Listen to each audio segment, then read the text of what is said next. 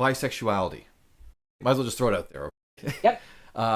Different for men, different for women, social construct, imaginary. What are your thoughts? Little column A, little column B, little column C. The evidence suggests that for the great, great, great majority of men, it's one or the other. Right. The research also suggests that for women, women don't differentiate as much as men do in the first place. For men, sex is very, very visual. Again, I'm exaggerating the difference just to make the point, but men tend to be very visual and women tend to be very social. It's difficult to overwhelm a visual thing, but if we get I forgot the name of the movie with the Crying Game? The Crying Game. Thank you. I mean, if he looks enough like a woman, good enough. It's the visuals.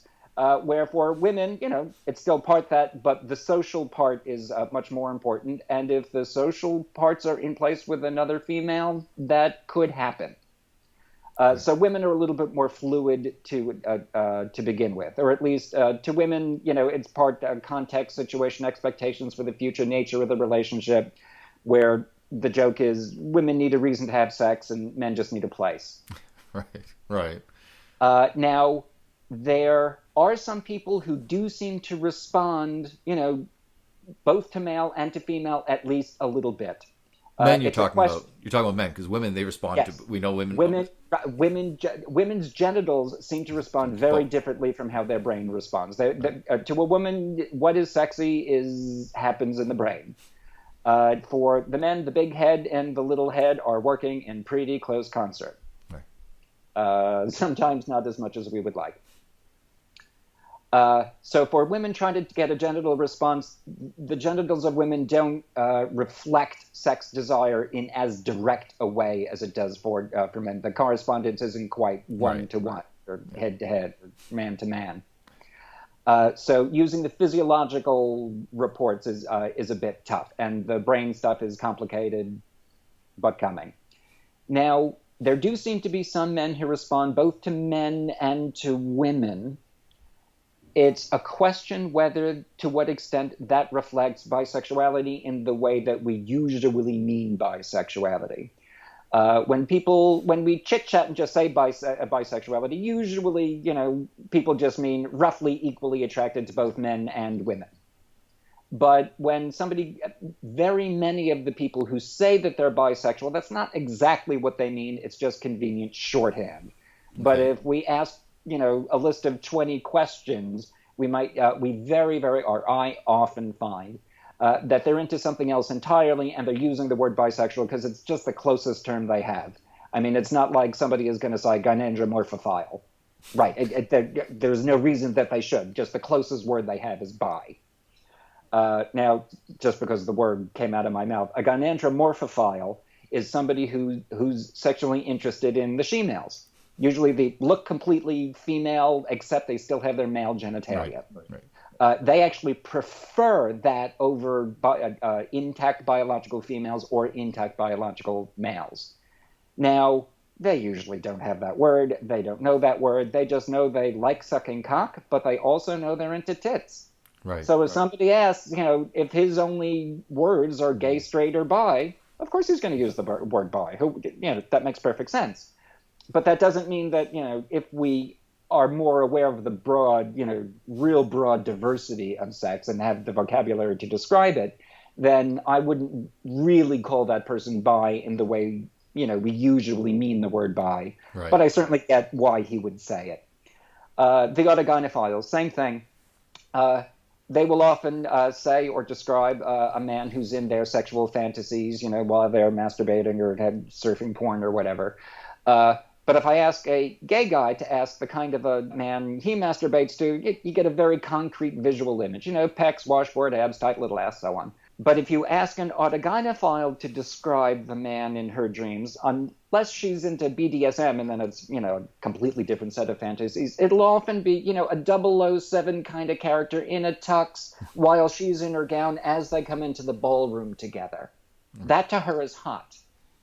But his purpose in the fantasy is sexual, but it's not, oh my God, I want this man in me.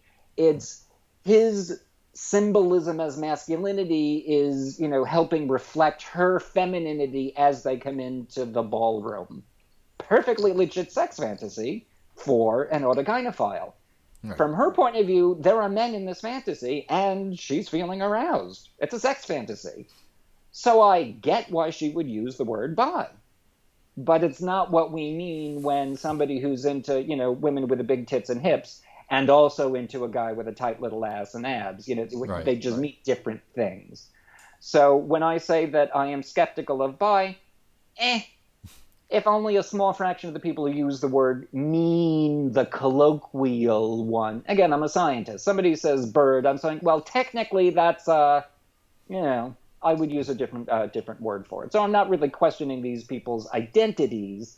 I'm just recognizing that, by the way, there's more to it. So would you say then that, to me, this makes perfect sense that as you're describing this, that whether we're talking about bisexuality, transgender, asexuality, whatever it might be, if there's some kind of biological urge, a lot of times it's a person trying to interpret what they're going through. So what's going to be the way to try to finally fully understand what's going on when it comes to something as complex as sexual attraction, drive, urge, identity? Is it going to be brain imaging? Is that what we're going to finally find robust differences between different quote unquote groups, or are we just based on self-report? How do we answer this conundrum? I think each of those kinds of research have a role to play. The brain research, once we find, in a meaningfully representative sample, some, replicable, reliable brain difference, it's pretty hard to argue that that's, not some fundamental core characteristic, so that it's pretty hard to come up with any other explanation for that kind of a study when it's well designed. The self-report stuff is, that's what we need in order to translate from, what is experience. But I don't mean the, cocktail party, I'm into this, I'm into that. I mean the rigorous, let's not make the mistakes that Kinsey made and make sure that we're carving nature by its joints and that, the person is doing the best they can. Most of these people are doing the best they can to describe it using the only words they have.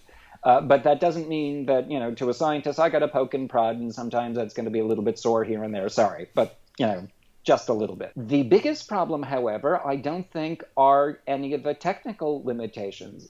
The problem is that they're opposers. There are people who just lash onto whatever frickin' fashionable attention-grabbing thing has hit the internet today. Now, that doesn't mean that everybody coming forth is, but a significant number of people saying, hey, I'm into this, I'm into that, hey, your rules don't apply to me, blah, blah, blah. Those people exist too. Right. So if I'm going to look at this critically, I need to be able to ask some questions to be able to differentiate the people who are, doing their best to describe to me whatever their experiences are with the best vocabulary they have, from personality disordered idiots who just kind of latch on to whatever they heard in psych class last week. But that means I have to ask some questions. And sometimes if somebody is a political activist who is looking for some reason to write some nasty blog, oh, look, the famous Dr. Cantor said something politically incorrect, then I'm the one that they're going to, come after to try to say, oh, he didn't sign on to whatever frickin' party line because he used the wrong combination of letters. In referring to the, let me see if I could do this, LGBTT2QQI. I think there are two I's now. There's also A. Oh, fuck. Yes. Sorry. Again, not to name names, but someone got really upset with me because I do LGBTQI etc. Oh, and don't tell me. And they had to tell you how much more virtuous they were because they knew an extra letter. You signed off of the listserv with the letter of the week. Everything you've ever done in activism is meaningless because... Well, I was being dismissive and diminishing, just trying to say, that's to me that was a pithy way of saying this is complex, it's changing all the time. I'm not going to try to keep up with all the letters. I try to live life. It's not complicated. It's not changing all the time. It's a bunch of people trying to look holier than thou by saying they're more with it than you. Right. And okay. It's been that story for 25 years. Well, that's the complicated part. The ideology, No, I can't keep up with the... But nobody has the balls to say it. Well, I try, and I got mine cut off, so there you go. So, good luck to you. Give me a year, let's see how much trouble I got in. I really appreciate having you here. and having this discussion, mostly because I come at this, I mean, all I do is I teach, I look at the research, I don't do it, I read it, try to teach. I have my clinical experience, and I try to be, as a humanist, try to, create a space with anyone I meet saying, hey, you know what, you're safe with me, whatever I am, be whoever the hell you are. Yeah. But so in talking to someone who's at the forefront of the research, keyword, research, into all of this, and by the way, a lot of my lectures are about the bad research that's out there, like really poorly designed studies and so on. So yeah. I'm always so grateful when someone is trying to bring the science to our field. Oh, thank you so much. Right. Well, thank you, because, again, it's just how do we learn unless we do the proper research, even if it's politically incorrect? I would connect those two very directly. The thing that makes research good research is that it will tell me if I am wrong. Right. That's how we learn, is I need something that tells me I'm wrong. But people tend to do research just to confirm what they already think, and if I happen to be wrong, it's just null results, and there's no way for them to know it. Right. That's the problem with shutting down discussion, or when we're not allowed to face whatever argument. If there is no way for you to be shown you were wrong, dead. We're back in the Middle Ages. Right. Well, again, so thank you again, and not just for, like I said, not just for talking to me, but for doing the work that you're doing. Again, how else do we progress as humans unless we know what the hell's going on here? So you're one of those people who are doing that. So again, thank you so much. My pleasure. It's a sincere privilege to have been able to do the kind of work that I've been doing. History will show. History will show that you're on the right side. You're on the side of science. I hope so. Right now, I feel like all the scientists are right now. We're building a secret bunker to wait out the current U.S. administration.